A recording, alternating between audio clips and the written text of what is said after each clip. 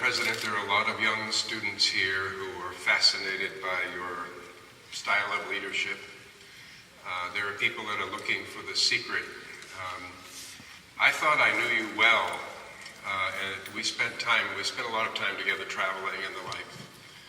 But I didn't know you as well as I thought until I read your book. Your book is absolutely candid. There are so many politicians that write books that don't want to tell the whole truth about their personal life or whatever. Everything is there for everyone to see. But you took chances. You criticized presidents that could have put you in prison. You were put in prison. You refused to take your seat in the Senate when you did not want to give credibility to the election in 1985. You came close to death. There were soldiers that were trying to torture you, even rape you, and you fortunately avoided that kind of thing. What is it inside you that gives you so much courage? What's your secret of leadership? Tell these young students. How do I answer that, Brian? There you go.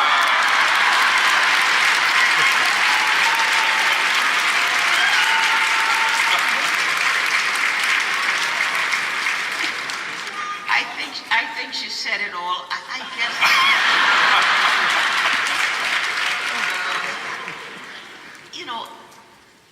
I didn't start off believing I would be president or anyone in high office at all. I think I would just have been a simple English teacher like my mother. But I think the fact that my life was sort of turned upside down gave me an extra drive and motivation to succeed and to make up for lost time, so to speak, having gotten married right after high school and had 4 children before going back to college. And I think once one gets started on that, the fast track to make up and succeed, and one success leads to another, every rung on the ladder gives you inspiration that there's still another step to reach. And so that just developed that motivation, and every obstacle became a challenge, every stumbling block became a stepping stone, so to speak. So.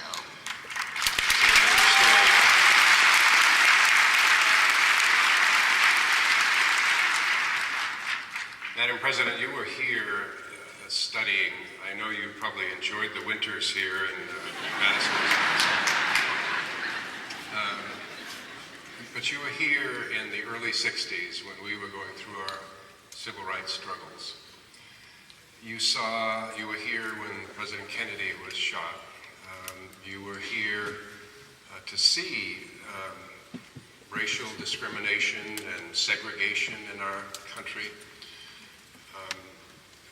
Tell me what your reaction personally was to the United States electing an African, the son of an African, as President of the United States.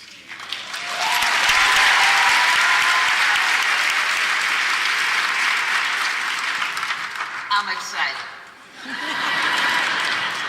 Liberian, Africa, the world is excited. Not only because he has roots in Africa, but because he brings something different to the American political scene.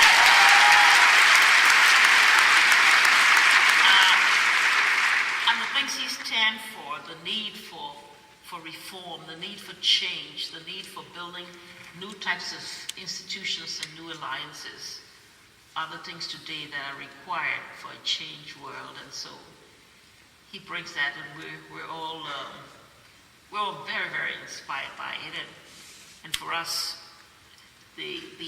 what is required of us too, the promotion of democracy, accountability in what we do, sound management of our natural resources as a means of qualifying and being able to get U.S. support, I think are the things that are very right and things that we must do. So, President, already in Liberia, as I drive along the streets, I see President Obama, cook shop, President Obama.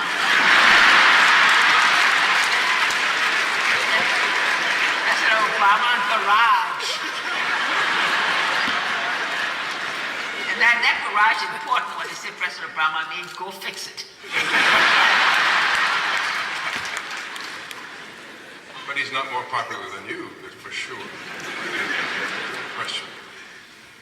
Some people say that he's taking on too much, but as I listen to you talk about the things you've accomplished in just a few years, perhaps he hasn't been taking on too much.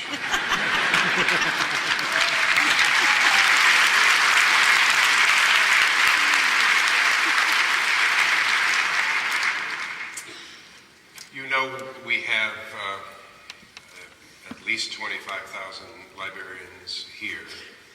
You know that they were recently, many of them came here as refugees from the Civil War. That they've been here for many years in many cases, and some of them have American sons and daughters. And of course, they've recently been given amnesty for another year. This is a controversial issue in the country. President Obama is once again going to take on the immigration issue. I heard you say we need you back there. What is your position on the personal situation that many Liberians are facing? Well, I tell you, we have supported and we have been strong advocates for ensuring that Liberians here get the status that they have.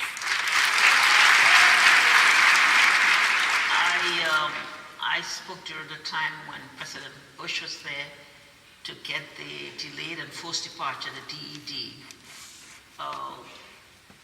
changed for 18 months.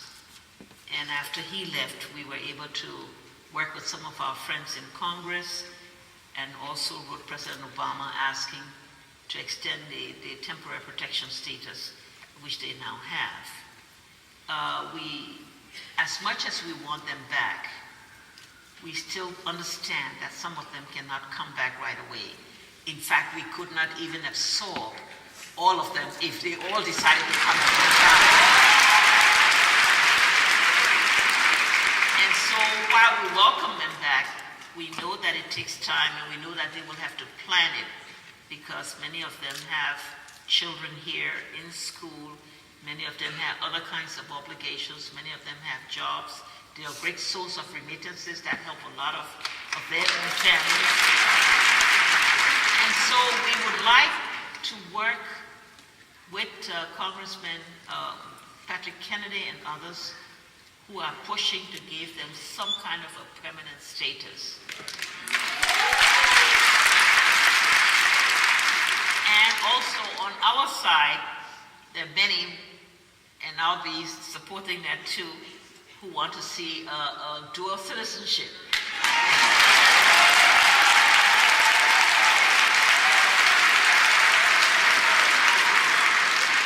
That way they will have an opportunity to come home anytime and to join us in the process of reconstruction and yet meet their obligations here.